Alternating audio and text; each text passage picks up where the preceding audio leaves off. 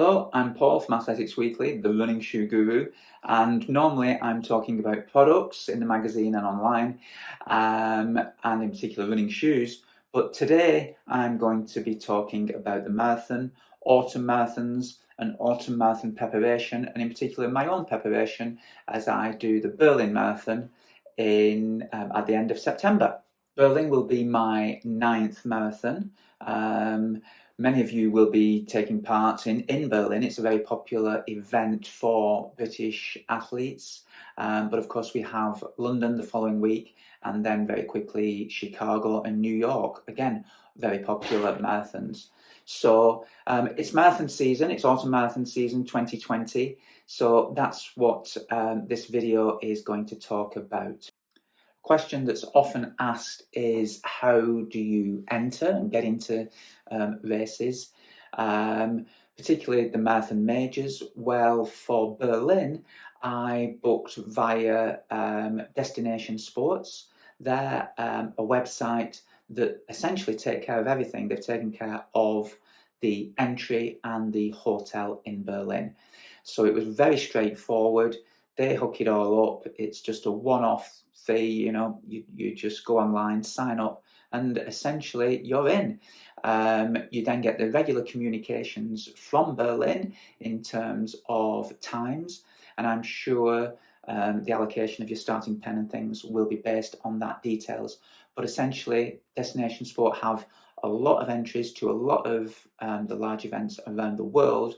So check out the website. I'll put a link in the description below, because I'm sure there'll be something that they're going to that will be of interest to a lot of you, particularly overseas events. And it really does take the worry and the stress out of just organising these things. A little bit about my background, first of all, with a focus on marathons. I was originally a miler. I consider myself a miler, 1500 metre runner on the track. I quickly graduated to 5k, and then seemed to really jump up to half marathon, where I ran 64 minutes for a half marathon. I have run marathon in the past. My first marathon was in 2000 in New York. I was fortunate enough to be working there, managed to get a number in the race, and ran 2:39:59. So very pleased with that, off the very limited marathon training I put into it, to be honest. But I survived. I did think it might take quite a while for me to do another marathon, because the pain afterwards was quite considerable. It took me several weeks, if not months, to recover. But 2 years later, 2002, I was running in the Chicago Marathon again, fortunate enough to be working in Chicago, get a number for the event, and off a less than ideal build-up and training, ran a little bit quicker. Buoyed by the fact I got carried along in the bunch that Paul Radcliffe was running in. Going through halfway in 1:10, I faded considerably in the second half of that race and ended up with a 2:35. So that really did put me off quite a little bit, and I had a 15-year break from running marathons because it just wasn't for me. Fast forward to 2017, and I ran it in the Stirling Marathon. Again, not an ideal preparation, and that's kind of been the case for the last few marathons I have done.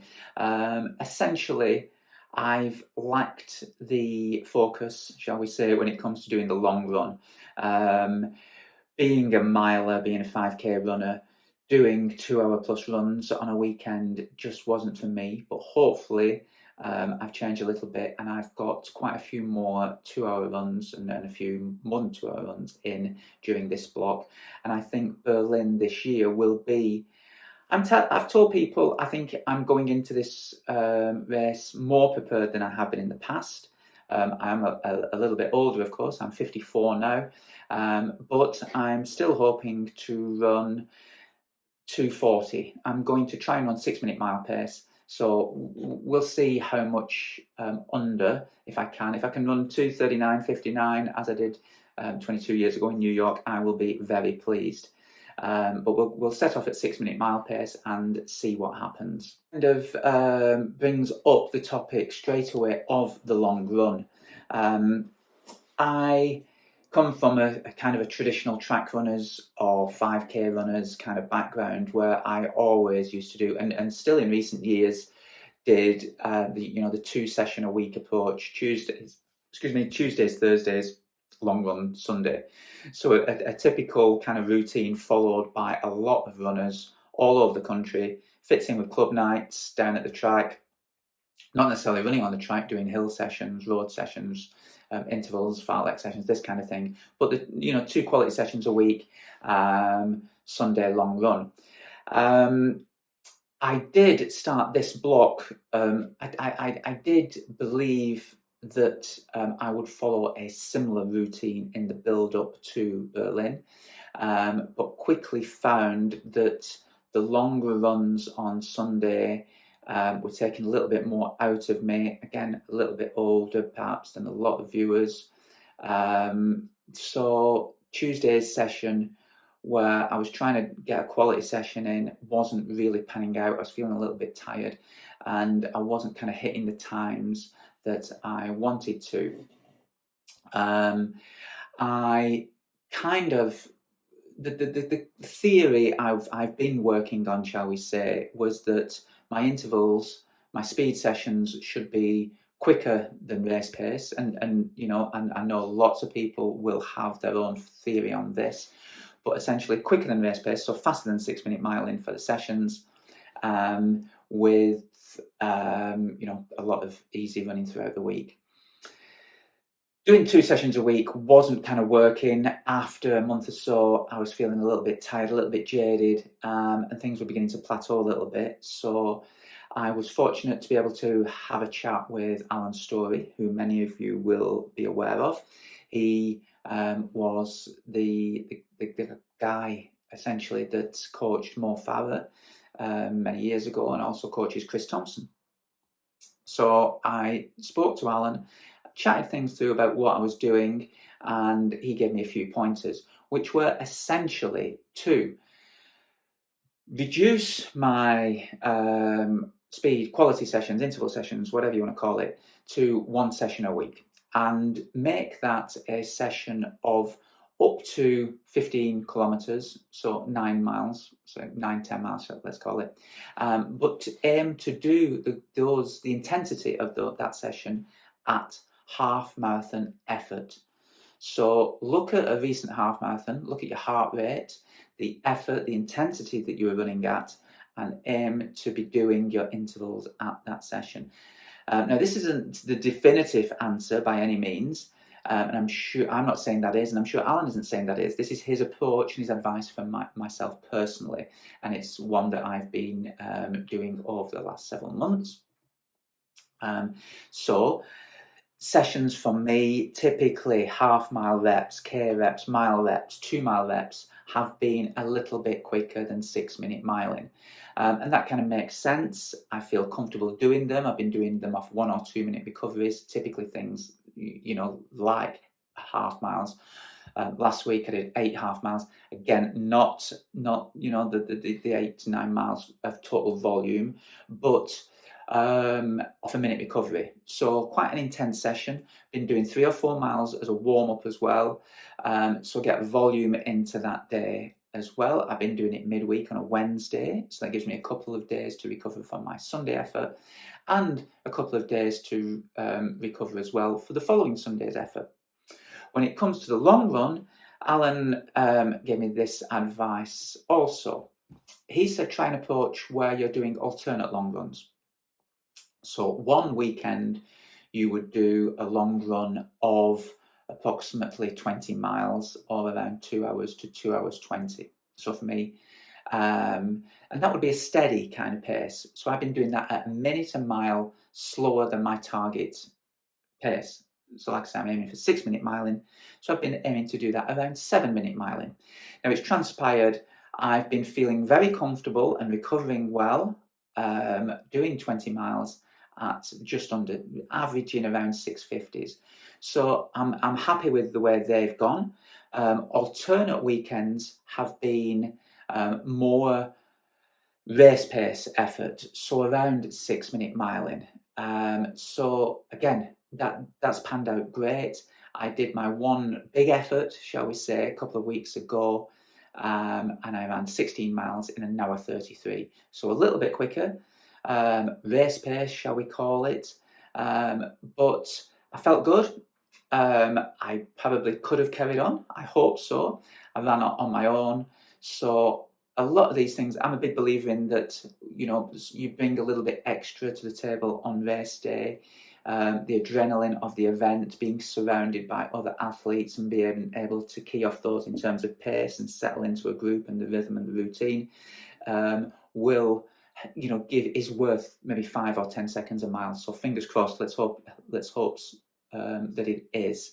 Now, this isn't a video in terms of training advice. If you do get any help or find any guidance from it useful, then fantastic. But feel free to comment below, add your own thoughts, what's worked for you, the sessions that have worked for you, the sessions that have given you confidence, the long runs that are giving you confidence. The pace you run at, do you run faster than marathon pace, slower than marathon pace? How do you gauge that? Like I say, I tend to run kind of a minute faster and a minute slower, shall we say. So that kind of works for me. I have gained confidence as the weeks have gone on throughout this marathon block. I have also found that the pace of my steady runs during the week has increased. So that's been a big bonus in terms of inspiring me and giving me confidence for the long-term plan that I've been following. It's not been a very rigid routine, but it has been very similar. I've just followed those 2 key pointers. Another nice pointer that Alan gave me was strides, once a week. 6 strides up a gradual hill, not sprinting, but fast-paced running. So 100 meters. So you're going to be running faster than 6 minute miling, of course, but it's not a flat-out sprint. The important thing to do is concentrate on form. Alan said, imagine Seb Coe in his world record breaking days in the 80s, and that smooth, fluid, long striding action. Try and replicate that. So relaxed shoulders, driving the arms, driving the knees high in front of you, bringing the legs up behind you, and a longer stride, lengthening your stride. Putting all those elements together into a nice relaxed stride. So 6 times 100 meters or so, jog back recovery. This isn't a session that's going to tax you. It's something that you can do on an easy day, on a day off even, a mile or so warm up, a mile or so cool down. It's just to kind of give the legs a little bit of a reminder of the ideal way in which they could operate. And I've incorporated that over the last few weeks. And when I did a park run at the weekend, I did feel that when I wanted to push on in that last mile, I did feel the fluidity coming into my stride. And I do totally credit it to those stride sessions that I've been doing. So I hope this video has been useful. Maybe there's something that you've taken from it. If you have any questions, put them in the comments below. We'll try and get back to you. If there's enough, or I may do a follow-up video and try and answer some of your own questions to the best of my ability. I'm not a marathon expert by any means, but if you're in Berlin, I will see you there. Like I said, questions below, fire away, product questions as well. We do a lot of products in the magazine and online. And if you've got any particular product questions and particular footwear for marathons, again, put them in the comments below and I'll do a separate video on products and footwear. But with that, good luck with your autumn marathon, whether it's in Berlin, London, Chicago, New York, or any of the UK marathons. If you're doing a spring marathon, good luck with that. The best time to start training for a marathon is yesterday. So good luck. The longer you can build up and get your fitness in shape for a marathon, I think is the better. I'm hoping this is going to be my best prepared marathon and as a result, my most enjoyable marathon to date. Good luck, everybody. Hope you've enjoyed the video. Do like and do subscribe to the AW channel. My own channel is at The Running Shoe Guru on Instagram and on YouTube. And we hope to see you all soon. Thank you very much.